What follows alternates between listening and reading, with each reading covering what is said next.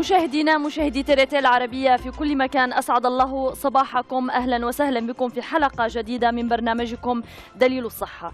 مشاهدينا اليوم سوف نتعرف على الشخير، سوف نتحدث عن هذه المشكلة أو الاضطراب، والذي تعتبر من المشاكل المزعجة للجميع، سواء كان الشخير عند الأطفال أو الرجال أو النساء، وهذا الإزعاج يؤدي إلى اضطراب في النوم. سوف نتعرف أكثر على الشخير في بداية حلقتنا. أيضا في قسمنا الآخر سوف نتعرف على حصى الكلى، والتي تعتبر من الأمراض المنتشرة في وقتنا الحالي. هذه الحصى التي تتجمع على شكل حبيبات في المسالك البولية. حلقتنا غنية جدا، ابقوا معنا.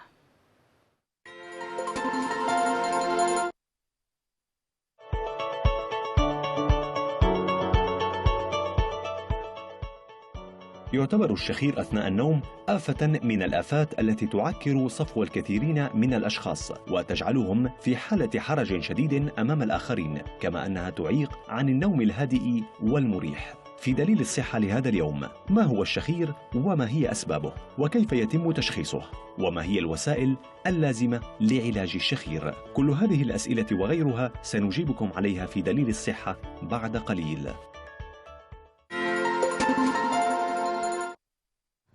أهلا وسهلا بكم مشاهدينا الأكارم من جديد. إذن الشخير هذه المشكلة التي يعاني منها أغلب الناس، هل تعتبر مرضا؟ هذا ما سنعرفه مع ضيفنا لهذا اليوم الدكتور أحمد ألتنتاش، وهو أخصائي في أمراض الأنف والأذن والحنجرة. صباح الخير لك دكتور أحمد ورمضان كريم. صباح الخير. صباح الخير.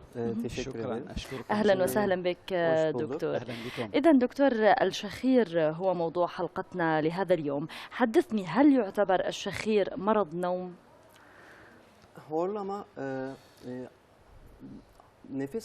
الشخير هو أن الهواء الذي نستنشقه يمر عبر الأنسجة اللينة ويمر إلى الرئتين، ويؤدي ذلك إلى ترنم في هذه الأوتار الصوتية الموجودة في الحنجرة، وهو ليس مرض، وهو يمكن أن يكون مشيرا إلى الخبر في المستقبل. بالإضافة بجانب الشخير الأعراض مهمة: توقف النفس وعدم القدرة على النوم،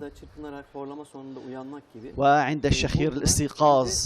هذه الأنواع من الأعراض يعني لا يعتبر الشخير مرض نوم، لكنه يسبب اضطرابا في النوم. طب حدثني بشكل عام. نعم كما تفضلت، هو عبارة عن أعراض، ولكن الحالات التي تؤثر علينا على التأكيد يجب مراجعة الطبيب فيها. طب دكتور، كيف يؤثر الشخير على مجال الحياة أو على الحياة بشكل عام؟ لأنه يعني ما هي أهمية النوم الجيد؟ فالنوم جيد فبالتالي حياة صحية جيدة. فحدثني كيف يعني الشخير يؤثر على الحياة؟ طبيعي. في النتيجة لدينا هناك أعراض بيولوجية. نحن ننام ونرتاح ونثابر بأعمالنا اليومية عندما نرتاح وبعد الارتياح، ولكن عندما نعيش مشاكل مع النوم وعدم النوم المنتظم أثناء اليوم تخف أعمالنا اليومية ونصبح عصبيين ودائما نشعر بالنعاس أثناء النوم. هذا يزيد من الجودة في الحياة والحياة الجيدة، وإذا استمرت هذه الحالة ممكن أن تكون هذه أعراض يعني تحدثنا مرضية. عن الشخير الذي يؤثر على حياة الشخص الذي يعاني من الشخير، فكيف يؤثر أيضا على يعني محيطه؟ يعني أيضا الشخص الذي يعني لديه الشخير أيضا يؤثر، يقلق نوم الجميع. فحدثني كيف يعني كل هذا يؤثر أيضا. قطعيا هو يؤثر على الآخرين وعلى الناس المحيطين، بينما عندما نشخر أولا العائلة، زوجتنا، أطفالنا والأشخاص الذين يعيشون معنا في نفس البيت ينزعجون من هذا الشخير وهم يخبرون بذلك، وبعد ذلك نحن نلاحظ ذلك لأن الناس لا يشعرون بشخيرهم. طب دكتور، يعني ما هي العوامل التي تسبب الشخير؟ هل الزوائد الأنفية واللحميات الموجودة في الأنف، انسداد الزوائد الأنفية أيضا، هل تسبب الشخير؟ نعم.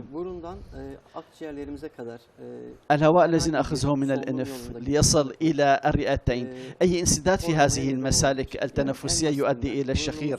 من أبسطها هناك انقسام في المخ في الأنف إلى جزئين. هذا الانقسام الموجود الحاجز إن ميله إلى اليمين وإلى اليسار يؤدي إلى التأثير على هذه الأمور. أو الزوائد اللحمية إذا كانت كبيرة ممكن أن تؤثر إلى واللحميات أيضا الزائدة في الأنف ممكن تؤثر على الشخير.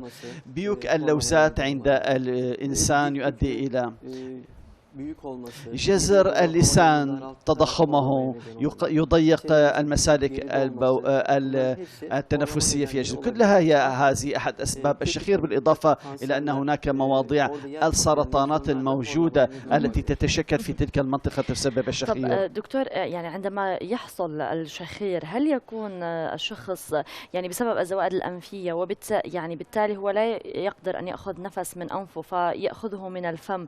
هل هذا يعني يساعد في الشخير أيضا تغير مجرى التنفس؟ نعم. إذا كان هناك انسداد في الأنف لأن هناك يحصل خلل في التنفس، ففي النهاية المريض يبدأ بالتنفس عبر الفم ويؤدي ذلك إلى جفاف وألم في الفم يرافق ذلك، وهذه عبارة عن أعراض. هل هناك عوامل أخرى أيضا تزيد من موضوع الشخير؟ طبعا قطعيا موجود. وضعية النوم، اختيار المخدة المناسبة. نعم قطعيا. الفراش السيء، الوسادة السيئة تؤثر على نومنا وتؤدي إلى الشخير، والتعب المفرط أو استهلاك الكحول المفرط قبل النوم، تناول المغذيات، كلها تسبب الشخير. هل التدخين أيضا قد يؤثر على موضوع الشخير؟ نعم، التدخين والكحول تؤدي إلى الشخير، ومضادات الاكتئاب وملينات العضلات. وفي النهاية هناك الأنسجة اللينة في جذر اللسان. هذه الأنسجة عندما تتدلى تؤدي إلى الشخير، وهي أحد العوامل التي نراها كلها مع بعضها البعض تؤدي ذلك إلى لينة هذه الأنسجة التي تؤدي إلى الشخير. وأيضا كما ذكر الدكتور موضوع اختيار الوسادة المناسبة، يعني كم يلعب دور في هذا الموضوع، أو يعني المكان المناسب، التخت المناسب للنوم أيضا يلعب دور كبير في موضوع. نعم، نحن بشكل عام نوصي بالوسادة العالية والوسادة الطبية. تمام، الوسادة الطبية. طب ماذا عن الشروط التي يمكن أن نحصل بها على النوم الجيد؟ دعنا نشرح بها أكثر. يعني موضوع الضوء أيضا، يعني هل الضوء، هل الصوت، التعب، الشبع، الجوع، يعني هذه العوامل كيف تلعب دور في موضوع النوم الجيد؟ هذا سؤال جميل جدا، أشكركم على هذا السؤال. من أجل نوم جيد أثناء فترة النوم، الإنسان العادي يجب أن ينام 6 ساعات إلى 7 ساعات حسب حاجته، ويتغير من شخص إلى آخر، ولكن وسطيا 7 إلى 8 ساعات لنقول ذلك. الضوضاء المفرط، الضوء المفرط نحن لا نوصي به. يجب النوم في المجال المظلم البعيد عن الضوضاء بدون صوت الهادئ، ويجب علينا أن نختار المكان الذي ننام فيه. وعندما نشاهد تلفزيون أو نقرأ وعندما نلعب بالكمبيوتر، هذه النشاطات لا يجب استخدامها أثناء النوم. يعني مشاهدة التلفزيون قبل النوم أو نعم العمل على الكمبيوتر. نعم. قبل إيقاف الطعام قبل ساعتين من النوم، الابتعاد عن النشاطات المفرطة، كلها تؤدي إلى عدم القدرة على النوم والشخير. موضوع الضوء دكتور، أريد أن يعني أعود وأسألك عليه. يعني هل من الصحي فعلا النوم ويعني الغرفة معتمة نهائيا، أم يعني بعض الأشخاص يخافون من العتمة أو يشعرون بضيق نفس فممكن أن يستخدمون ضوء خفيف؟ أيهما أفضل فعلا للنوم الجيد؟ نعم، ضوء خفيف. يجب أن يكون الضوء منبه على شكل منبه أو شديد هذا الضوء. ضوء خفيف مقبول ومناسب. وأيضا يجب أن يكون المكان ساكن، يعني ليس هناك صوت أو موسيقى أو إزعاج مثلا. نعم كما تفضل. نحن لا نوصي بالموسيقى عند النوم والأصوات والنوم برفقة الصوت، لأن المخ يستوعب هذا الصوت عند النوم ولو أنت لم تلاحظ ذلك. هناك ما تحت الحواس وراء الحواس، هناك هذا يؤثر على جودة النوم. لا نوصي باستماع إلى الموسيقى أثناء النوم. أيضا موضوع ساعات النوم، يعني ساعات النوم الفعالة والجيدة، هل يلعب دور أيضا في هذا الموضوع؟ قطعيا حسب الحاجة يتغير هذا. بعض الناس ينامون 9 ساعات ومنهم من ينام 5 ساعات. هذا مع العمر يخف. المسنين ينامون أقل من الشباب، وهم ينامون باكرا ويستيقظون باكرا. هذا يتعلق في بنية الجسم للإنسان، ولكن إذا سألنا عن معايير معينة 7 إلى 8 ساعات هي كافية للإنسان يعني بين الشاب. 7 و8 ساعات يجب أن تحصل أجسامنا على هذا النوم. نعم هذا المناسب. دكتور، عندما نصاب بالسمنة نفقد النوم، لماذا؟ ما علاقة ذلك؟ كالتالي في جسمنا بعض المناطق تصبح مدهنة برفقة البدانة في الجسم، على الأخص في الرجال حول البطن وقسم الرقبة. هذا النوع من الدهون والتراكم الدهني موجود. الشخص الذي يشخر، الرجال يشخرون أكثر من النساء إذا قارنا بين الجنسين، وأسبابها هو أن الأنسجة تصبح مدهنة والمنطقة حول البطن تقوم بتراكم الدهون. هذا ما نراه. أنسجة الدهون تضغط على المسالك التنفسية، وهذا التنفس يؤدي إلى الشخير. وهذا الموضوع هو تماما له علاقة بزيادة الأنسجة الدهنية. دكتور، ذكرت أن النوم الصحيح يجب أن يكون بين 7 إلى 8 ساعات. دعنا نشاهد هذا التقرير الذي يتحدث عن كثرة ساعات النوم، لننتقل إلى هذا التقرير عن أضرار كثرة النوم.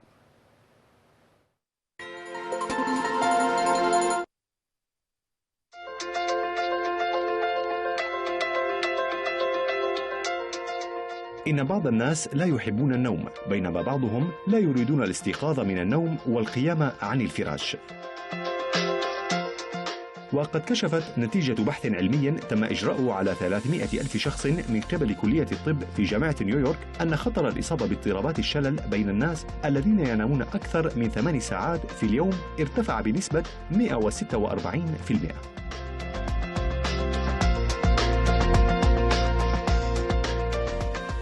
إذن ماذا يجب أن يفعل هؤلاء الذين يحبون النوم كثيرا؟ يقول الأخصائيون أنه يجب ممارسة التمارين الرياضية من أجل تجنب الإصابة بالشلل، لأن عدم التحرك لمدة طويلة يؤدي إلى الإصابة به. وحسب معطيات منظمة الصحة العالمية فإن الشلل هو السبب الثالث للوفيات بعد سكتة القلب والسرطان.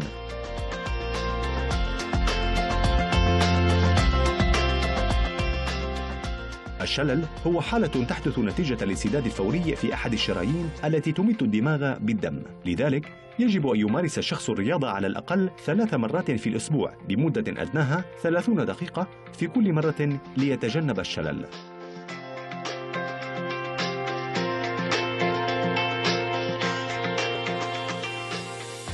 الأخصائيون الطبيون يوضحون أن هناك عدة أسباب للإصابة بالشلل ما عدا التقدم في السن وضغط الدم العالي والكوليسترول، ويشددون على خطورة كثرة النوم، أي أن النوم أكثر من 8 ساعات يوميا لدى الأشخاص الذين يصرفون النظر عن الجمود ويهملون الممارسة الرياضية.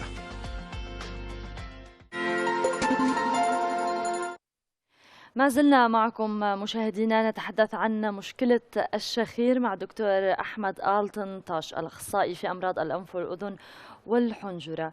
دكتور، يعني موضوع الشخير كلنا نعاني من الشخير، أطفال ورجال ونساء، هل هذا يعني أنه كلنا لدينا مشاكل في المجاري التنفسية؟ قطعيا أن هناك وراءه مشكلة نفسية، ولكن لا ندخل في كل موضوع الشخير.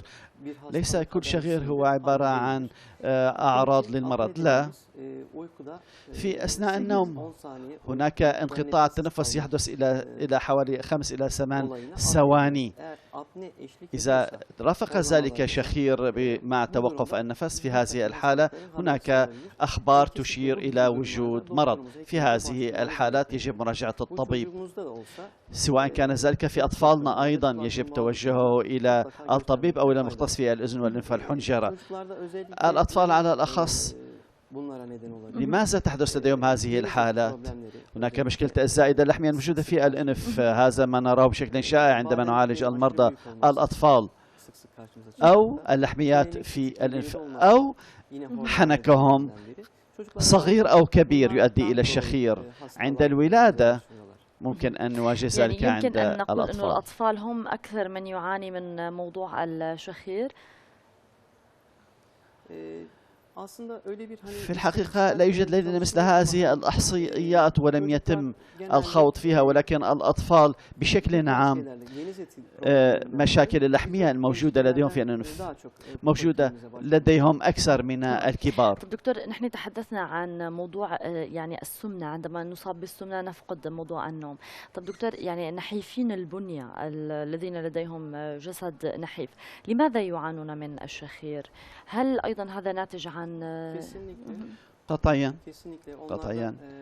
وهم أيضا لهم مشكلة في بنيتهم التي تظهر في المرحلة الأولى، وكما أفدت انحراف في الأنف والتضخم مفرط في اللحميات والزوائد اللحمية، وهناك مواضع الحساسية موجودة لديهم في الأنف.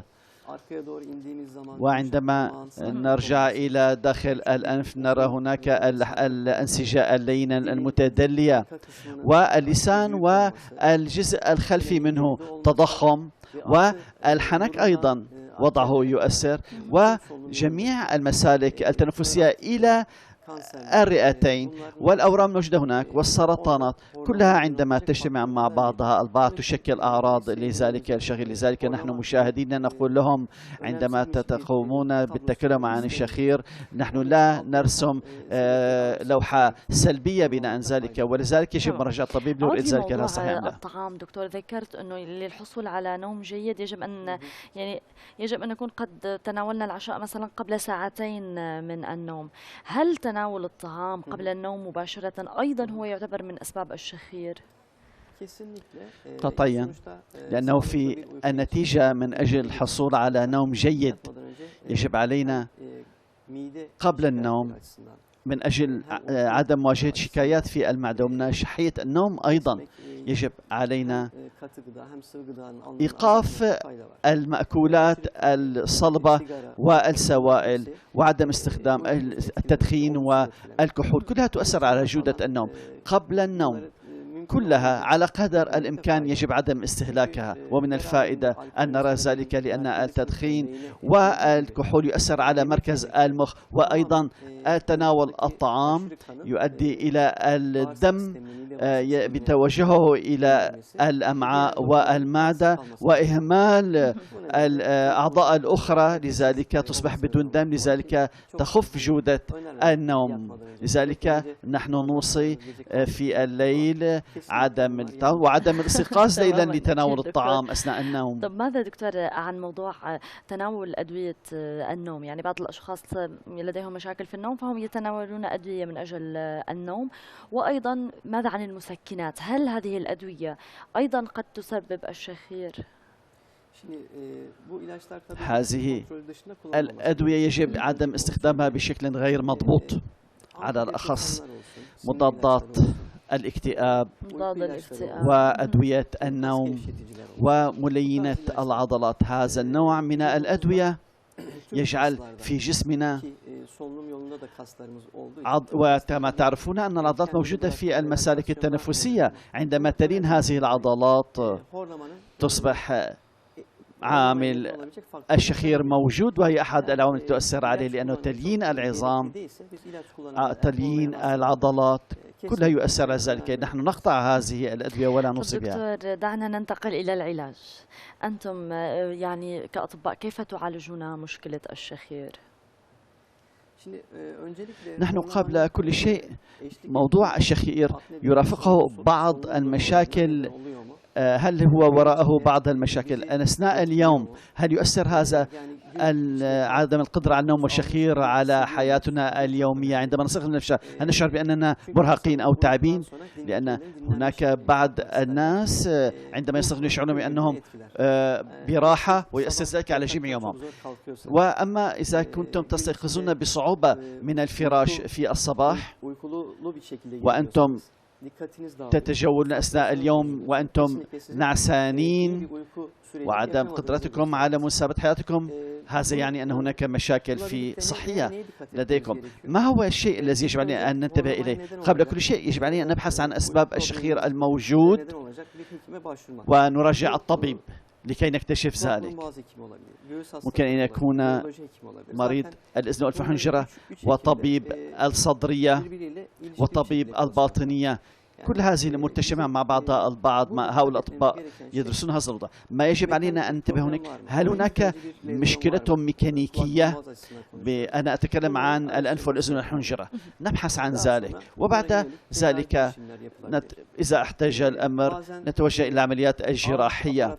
وهناك بعض الأشياء الإضافية الصناعية نضعها على داخل الفم لسحب لساننا. وفكروا أنكم أثناء عمليات الملاكمة تضعون الأسنان الصناعية. يوجد بعض هذه الأقسام الصناعية نضعها في الفم، وهناك لاصق على الأنف. هذه تساعدنا على النوم بشكل هادئ. هذه هل ليست هذا مضرة. اللاصق يعني قد يكون كافي يعني لمعالجة مشكلة الشخير؟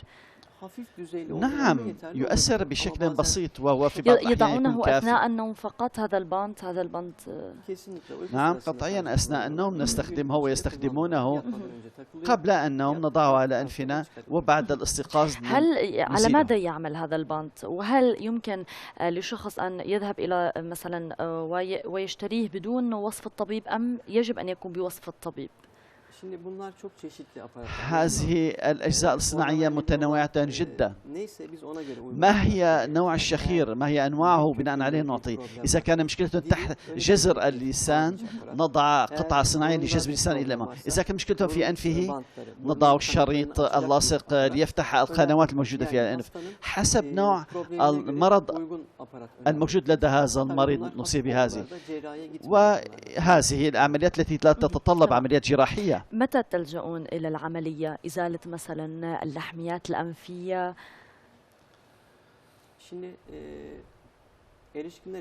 من أجل البالغين، إذا كان أثناء النهار يؤثر عليكم هذا النوع من الشخير، وبعد تناول الغداء تريد أن تذهبوا إلى مكان وتنامون، وبعد العشاء تذهبون إلى التلفزيون والتلفاز وتنامون عنه، أو أنكم عندما تأخذون تشعرون بالنوم، كل هذا يزيل الجودة في الحياة. لذلك نقوم بإجراء العملية في تلك الأحيان. بعض المرضى يأتون من طوع نفسهم، أنا أعيش مثل هذه المشاكل في حياتي، نحن نقوم بإجراء العملية الجراحية، ولكن المهم بالنسبة لنا مداواة هذا الإنسان وزيادة جودة الشخص الحياة. الذي يعاني من الشخير يأتيكم أم زوجته تحضره لأنها مزعوجة من صوت الشخير؟ قطعيا لا يوجد أحد يقبل بأنه يشخر الزوجات أو الأزواج يراجعون. يعني عند معالجة موضوع الشخير هل ممكن أن يعاود مرة أخرى؟ كالتالي: التدخل الجراحي يختلف. نحن لا نقول بأننا سوف نزيله نهائيا إلى الصفر. الشخص إذا كان بدينا نوصيه بفقدان الوزن بال150، وبعد أن يفقد وزنه ننظر إلى هل يوجد هناك مشاكل صحية لديه. إذا لا نقوم بإجراء العملية الجراحية، وهذا لا يعني بأننا سوف ننزلها إلى الصفر، وهذا غير ممكن. من وقت لآخر نقوم بإزالة كذلك لإخفاضه إلى الحد الأدنى. المهم هنا هو ليس فقط قطع الشخير، هو زيادة الجودة في الحياة أثناء اليوم لكي لا نعيش نعسانا على طول اليوم. تمام، جميل. أنا أريد أن أشكرك الدكتور أحمد آلتن تاش، الأخصائي في أمراض الأنف والأذن والحنجرة. شكرا على حضورك وهذا الموضوع المهم الذي حدثنا به. شكرا لك. أنا أشكركم. شكرا. مشاهدينا ابقوا معنا، سوف نتحدث بعد قليل عن حصى الكلى مع الدكتور آيتن كار، لكن بعد أن نشاهد هذا التقرير عن الشخير.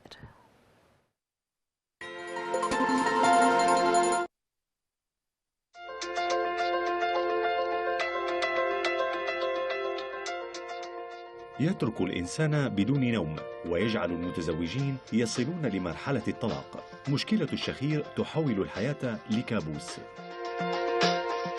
الشخير هو مشكلة يبحث الكثير من الناس عن كيفية الخلاص منها. إن الشخير الذي يعتقد بأن وجوده مرتبط بكثير من الأسباب مثل تناول الأطعمة الدسمة بكثرة قبل النوم بفترة قصيرة والحياة البعيدة عن الحركة وشكل النوم على الظهر بشكل دائم والنوم في غرفة بدون هواء والتدخين ليس هو مشكلة مرتبطة بالتعب البدني فقط. الأصوات المليئة بالضجة التي تصدر عن أكثرنا عند النوم على طول الليل بدون أن نلاحظها لا تقتصر فقط على إزعاج الناس الموجودين في نفس الغرفة أو في نفس البيت الذي نعيش معهم، فهي بنفس الوقت عبارة عن إشارة لمرض هام من الممكن أن يؤدي إلى موت الشخص الذي يشخر.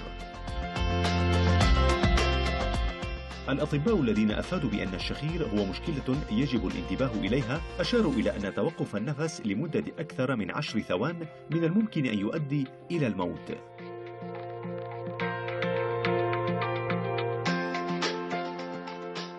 الشخير من الممكن أن ينتج عن الزوائد الأنفية وتضخم حجم اللوزتين وأمراض الغدة الدرقية والمرتبط بالمشاكل الهرمونية، ويوجد مشكلة كبيرة وراءه في الأصل وهي تخلق المشكلة الصغيرة التي هي انقطاع النفس أثناء النوم.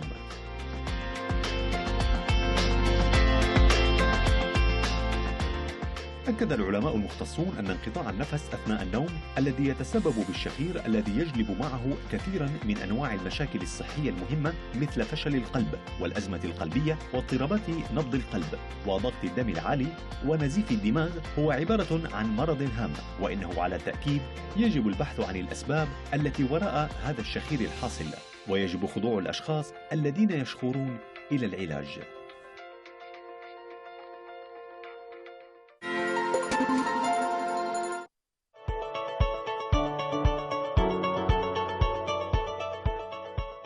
يعتبر مرض حصى الكلى المرض الأكثر انتشارا في عصرنا الحالي، وهو عبارة عن ترسيب الأملاح والمعادن على شكل حبيبات صغيرة جدا في الجهاز البولي، وإما أن تخرج هذه الحبيبات عن طريق عملية الإخراج البولي أو تبقى لتترسب في الكلى. في دليل الصحة لهذا اليوم، لماذا تتشكل الحصى؟ وهل تتشكل بسبب الأطعمة التي نتناولها؟ وكيف يتم إسقاط حصى الكلى؟ وهل شرب المياه بكثرة مفيد لهذه الحالة؟ كل هذه الأسئلة وغيرها سنجيبكم عليها في دليل الصحة بعد قليل.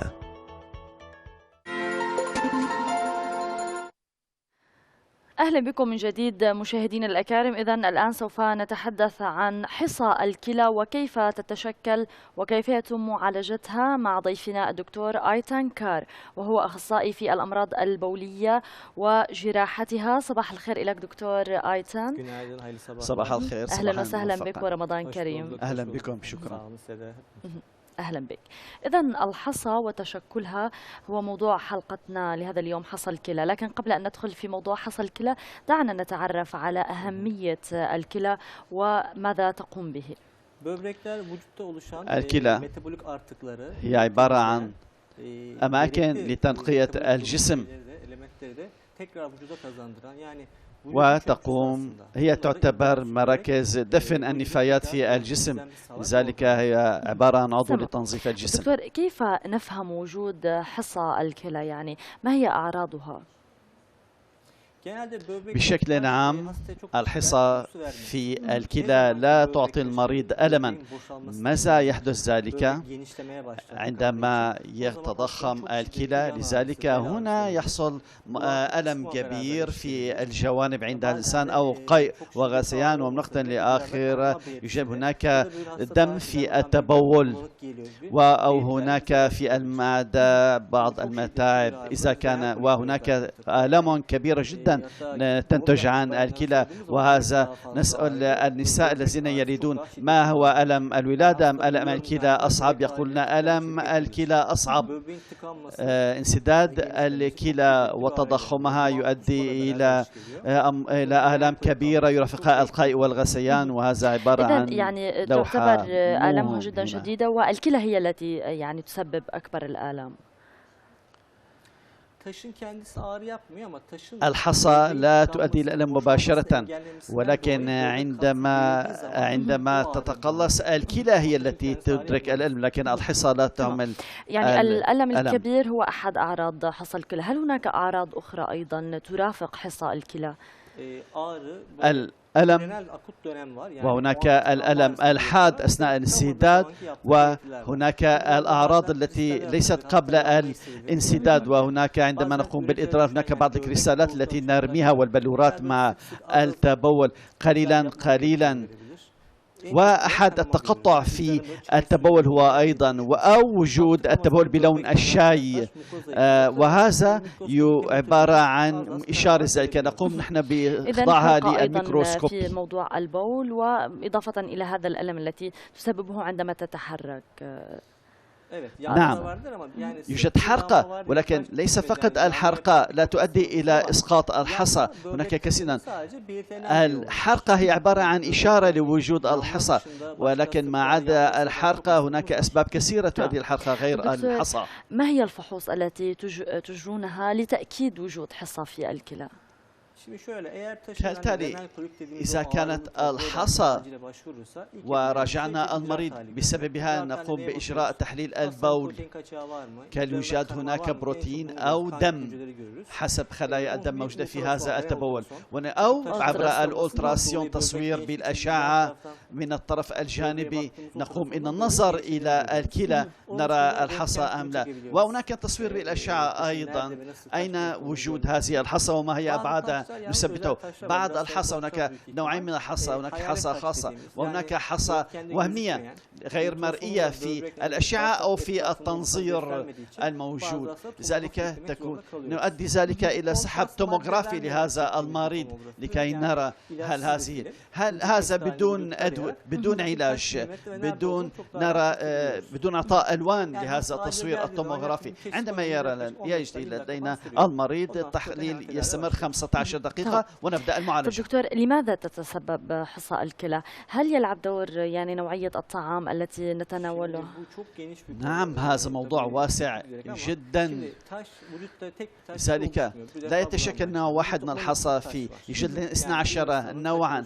الإنسان ما موجود في كليته هو عبارة عن 12 نوعا. هذا عبارة عن عوامل وراثية من العائلة. وهذه نسأله أول سؤال: هل أسقطت حصى قبل الآن؟ هل يوجد هذا المرض في عائلتك؟ في الدرجة الأولى هو موضوع وراثي. كلها سوف أتكلم عنها. الوراثية هي أحد الأسباب الأساسية، وهذا إذا كان موجود نضع على جنب هذا الموضوع، لأن هذا الموضوع موضوع التبول لديه يكون يختلف عن الناس العاديين، لأن كمية اليوريك أسيد، حمض اليوريك موجود كميته أكثر، وهناك بعض المواد موجودة في الجسم تعيق تشكل الحصى. هذه المواد غير موجودة في جسم هذا الإنسان يؤدي تشكل الحصى. من كان الذي يعمل ورث نضعه على جنب. ما هي الأسباب الأخرى؟ شكل حياة الإنسان مهم جدا. الذي يعمل تحت الشمس والذي يفقد السوائل كثيرة أكثر من الذي يعمل تحت المكيفات، أو الإنسان البدين يفقد كثيرا من عن طريق التعرق من السوائل غير الإنسان النحاف. وهذا لأنه من الأشخاص يكون أقل لديهم كمية التبول ولون التبول غامق. ودعونا أن نتكلم عن وعاء وأنتم تضعون فيه بعض الملح أو بعض سكر تذوبونه حسب الكمية. تشربون هذه الماء وكمية الكالسيوم إذا ترسبت لديكم، هذا يعني أن التشكل في الدماء. يجب إخفاض كمية السكر المستخدم تزيد نسبة الحصى. إذن هذه هي الأسباب التي تؤدي إلى تشكيل الحصى. الوراثة، شكل الحياة، تناول الماء، والوراثة. العامل الوراثي مهم جدا حسب المأكولات التي نتناولها. يعني عندما نقول حسب المأكولات دكتور، هل في هناك يعني شيء معين تريد الإشارة إليه بموضوع الطعام؟ نعم. هل مثلا تناول اللحوم بشكل كثير، عدم تناول الخضار، هذه الأمور؟ قبل كل شيء ننظر، أنتم مرضى بالحصى أو غيركم، ننظر إلى التبول. كل نوع من الحصى موجود لدى الشخص بشكل مختلف. ننظر إلى الحياة الخاصة لهذا الإنسان العادية الطبيعية.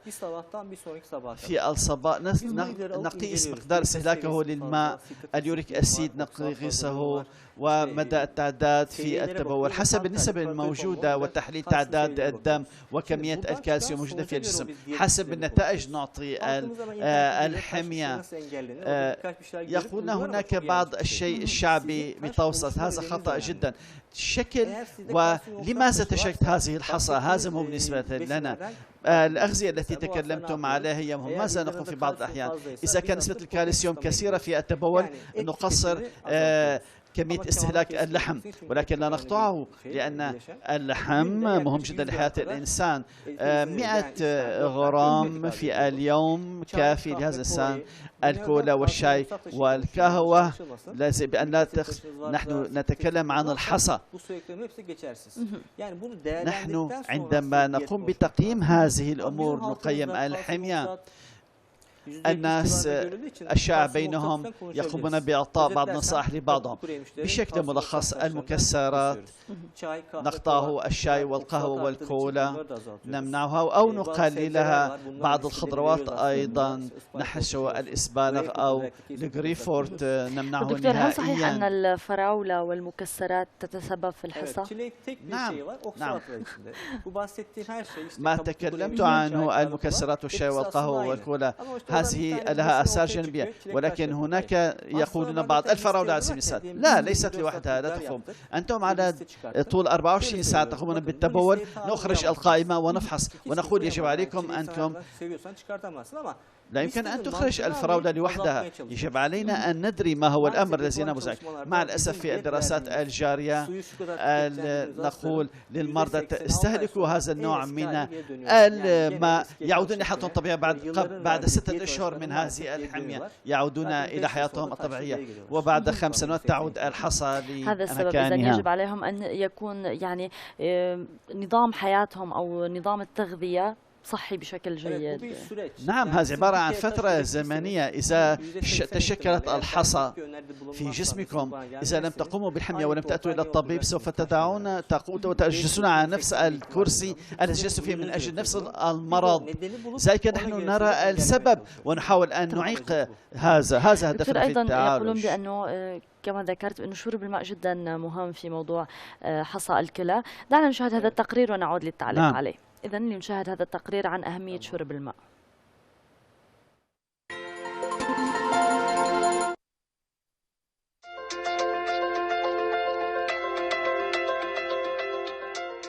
عندما لا تكون الأمطار كافية يؤثر ذلك بالدرجة الأولى على الحقول الزراعية ويهدد العطش حياتنا. وبالرغم من وجود إبريق الماء بقربنا، فإن كثيرا من الناس لا يشربون الماء الكافي، مما يؤدي إلى أضرار لا يمكن الرجوع عنها. يجب علينا تناول 8 كؤوس من الماء يوميا، مع العلم أن الجسم يفقد 10 كؤوس يوميا.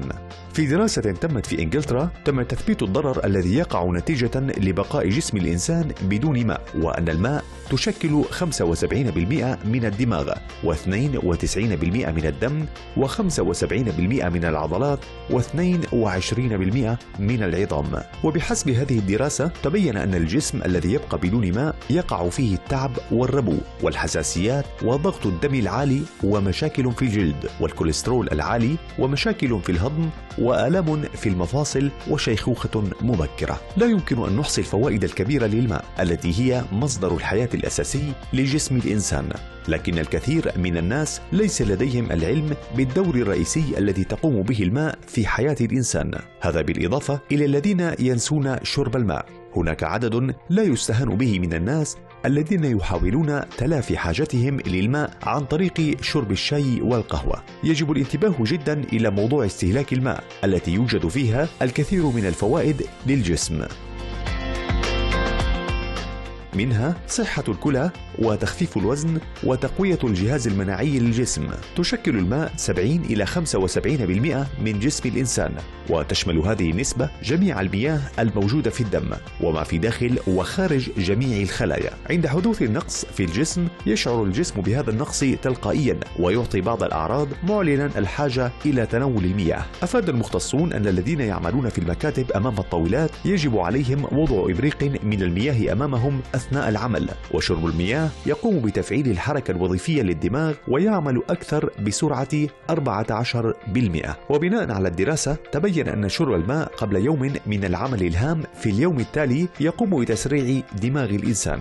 وأفاد المختصون أنه إذا بقي الجسم بدون مياه فإن ذلك يؤدي إلى الصعوبة في التركيز. شرب الماء بقلة من الممكن أن يخل بتوازن الجسم كله بحسب ما أفاد به المختصون، حيث أكدوا أن الأشخاص المهملين لشرب المياه من الممكن أن يظهر لديهم التعب وصعوبة الانتباه وخلل في الذاكرة. لا يحل محل الماء أي نوع من المشروبات. الماء لا تحتوي على سعرات حرارية ولا على أحماض. تناول المشروبات التي تحتوي على الكافيين يؤدي إلى الخفقان في القلب، وتسبب أيضا فقدان الماء ونقص في الجسم لاحتواء الكافيين على مدرات للبول، بالإضافة إلى أنه يوفر حمل الأكسجين والفيتامينات إلى الخلايا، وبذلك يساعد على ترطيب أنسجة الجسم. وإذا أخذنا بعين الاعتبار جميع ما تم سرده نرى أنه يجب عدم إهمال شرب المياه، وعلى العكس من ذلك فلن تكون هناك سعادة.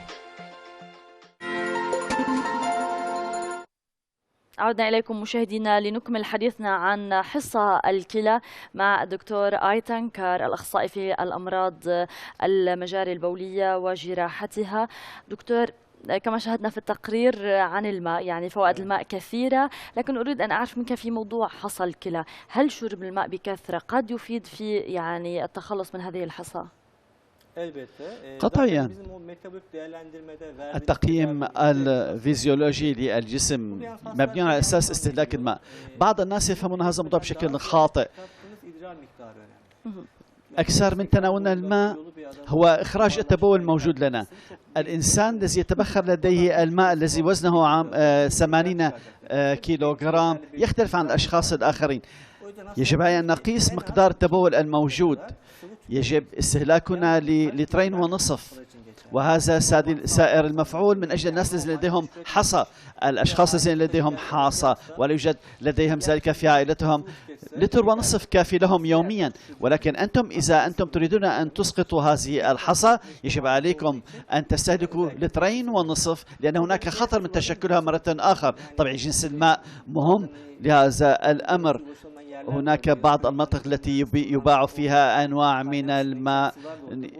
هذا النوع من المياه التي تباع في تلك الماركتات بالنسبة إلى محتواها وتركيبها. كثير من المرضى يأتون لدينا يستعملون بعض من الماء الموجودة فيها الكلس. مقدار كمية الماء مهمة ومقدار كمية التبول مهم. إذا كنتم أيضا لديكم وزن مفرط وتتعرقون وتعملون في الخارج يصبح لون التبول غامق، وهذا الوسط يساعد لتشكل الحصى. أكرر، المهم هنا التبول الذي نخرجه من جسمنا. أنتم تعملون في الخارج لا تتبولون، هذا يعني بأنكم تخفون لأنفسكم حصى في المستقبل. وإذا عملتم في الشروط الطبيعية هناك 500 سي سي الإنسان يفقد من حياته في هذا الموضوع. تمام دكتور، دعنا ننتقل إلى موضوع العلاج، لكن أريد أن أسألك أيضا عن موضوع الأدوية. هل بعض الأدوية قد تسبب أيضا الحصى في الكلى؟ طبيعي، بعض الأدوية مجموعاتها تختلف عن بعض البعض. ما نعانيه هنا هو أن بعض الأدوية تؤثر على هشاشة العظام وعلى كمية الكالسيوم في الجسم، وهؤلاء النوع من الأمراض ممكن أن تنكسر عظامهم في المستقبل بعد 5 سنوات. وهنا تتكتف أيدينا في الطب. يجب علينا نحسب الخسارة والربح في هذا الموضوع. هذا الشخص يتشكل فيه الحصى، ولكن إذا لم نستخدم هذه الأدوية ممكن أن تتكسر عظامه. هل نقطع الكالسيوم؟ هناك بعض الأمراض التي سوف ترافق ذلك. الكالسيوم ودي فيتامين ما نستخدم الأدوية تزيد الحصى في الجسم. الشخص الطبيعي الذي يستخدم فيتامين دي لا يمكن أن نمنعه، لأن هذا طبيعي. إذا لم يستخدمه سوف يؤدي إلى أمراض أخرى. أنا إذا قطعت لكم أدويتكم يجب أعطيكم بالتوافق ذلك مع الأطباء الآخرين فيتامين دي والكالسيوم. ثانيا، وهناك ما نعالجه بمضاد للإيدز. هذا يشكل الحصى بشكل كبير في الجسم، ويجب علينا حساب هذه الأمور. مع الأسف لا نستطيع أن نقطع هذه الأدوية، لأنها إذا قطعنا هذا التداوي هذا يعني موت. لذلك من وقت لآخر هناك بعض الأدوية تزيد من الحصى. نحن كأطباء يجب علينا أن نقابل الطبيب الذي بدأ بمعالجة هذا المريض في السابق، وبناء على الخسارة والربح نقوم بإعطاء جدولنا. أيهما الأفضل في علاج الحصى؟ هل مثلا العلاج بأشعة الليزر من الخارج، أم كما ذكرت بالأشعة الضوئية، أم بالعلاج؟ يعني أيهما الأفضل في علاج حصى الكلى؟ هذا موضوع واسع جدا. دعونا نتكلم على حصى الكلى لوحدها وعن موضوع تكسير الحصى. لا يمكن أن نتكلم عن بعضهما في نفس الوقت، لأنه سيحصل اختلاط في الأفكار. هنا ليس كما نريد، لدينا عبارة عن دليل نتبعه. إذا كانت الحصى أقل من 4 مليم، يعني الحصى صغيرة، نعم حجمها أقل من 4 مليم، تمام. 4 مليم هو حدودنا، قطرها 4 متر. نعم، هذا يعني بأنك تستطيع أن تسقطها. إذا كانت أقل من ذلك نحن لن نتدخل. ماذا نعمل؟ نقوم بإعطائه تناول الماء وبعض الأدوية من أجل توسيع القنوات وتخفيف الآلام واستهلاك الماء بشكل كثير. بعد أسبوع للمتابعة نستدعي هذا المريض وفي عيادتنا نقوم بتنظيم التداوي. ويقول لنا المريض بأننا أريد أن أشرب الرمان مع الحمض، وقالوا بأن قشرة الكستناء أيضا مفيدة. لذلك أنا لا أمنع ذلك وأقول أنه لا يوجد لها فائدة. وهذا الشخص من أجل أن لا يضر نفسه من الناحية النفسية نعطيه إذن بسلك ذلك، ولكن هذا لا يوجد له نفع ولا ضر. لأن المضادات في هذا الموضوع تناول الماء والمشي والصعود السلالم ونزولها منها، يعني تشغيلهم من الناحية الميكانيكية الآلية. إذا كانت هناك انسداد دائم في الكلى نقوم بالتدخل. التدخل أولا في الطب هناك لدينا 4 أساليب لذلك. العملية المفتوحة لا نقوم بها حاليا، لأنه يجب أن نقطع العضلات على الجنب وندخل إلى الكلى ونخرج الكلى. نعم، ولكن المكان الذي نخيطه والعضلات لا تعود كما كانت في السابق، ويؤدي ذلك إلى يعني تقومون بتفتيت هذه الحصى، تفتيتها من الخارج بالليزر. نعم، نحن لا نوصي بالعمليات المفتوحة. الأسلوب الآخر الموجات الصوتية ليس ليزر.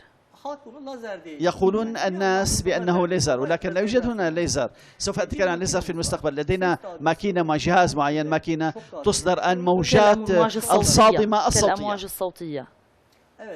الموجات يوجد لدينا انفجار للصوت نركزها لنقطة معينة. إذا كانت هذا الصوت الحصى لا تستوعبه تتجزأ وتتفتت من نفسها. والنجاح ليس 100% في هذا الموضوع. في 3 جلسات ممكن هناك أن يكون احتمال 70 إلى 80% للتخلص، ليس 100% التخلص. هذا الأسلوب لم يقبله هذا المريض ولم يكن ناجح. في هذه الحالة إذا كانت الحصى أكثر من 2 سنتيمتر تتشكل بعض مثل هذه، نقوم بثقب من الجنب سوف يأتي على الشاشة وترون. ندخل هناك باللازر، نستخدم هناك في جهاز منظاري نفتتها ونخرجها من الجانب ليس من المرارة. ولكن كما قلت لكم هذه العملية من أجل الحصى التي حجمها أكثر من 2 سنتيمتر. إذا كانت سنتيمتر أو أقل عندها لا نقصرها ولا نفتتها. لدينا أسلوب معين، آلة معينة ندخل من مكان التبول، ولدينا ليزر دقيق جدا بدون ثقب أي مكان. نقوم هناك يعني بتبخير الحصى في مكانها. قطر الحصى هنا يعني تختارون العملية المناسبة، نعم. سواء في الليزر أو المداخلة الجراحية أو كما ذكرت نعم. تفتيت الحصى. المشكلة هنا إذا كانت الحصى أكبر من 2 سنتيمتر ووضعناها في التفتيت في الموجات الصوتية، من أين ستخرج؟ من المسالك البولية. المسالك البولية 3 ملم. كيف سوف تمر هذه الفتاتات؟ سوف تتمزق هذه القنوات. لذلك السنتيمتر الأحجام مهمة. أنا أريد أن أشكرك الدكتور آيتان كار، الأخصائي في الأمراض البولية وجراحتها. شكرا على حضورك وعلى يعني هذه المعلومات القيمة التي أفدتنا بها. شكرا لك. شكرا. الشكر الأكبر لكم مشاهدينا على طيب المتابعة. أتمنى أن تكون حلقتنا لهذا اليوم قد نالت إعجابكم، قدمنا لكم فيها الفائدة والمتعة. أتمنى لكم صياما مقبولا وعطلة نهاية أسبوع سعيدة إن شاء الله. نلقاكم يوم الأحد ومواضيع طبية جديدة. إلى اللقاء، في أمان الله.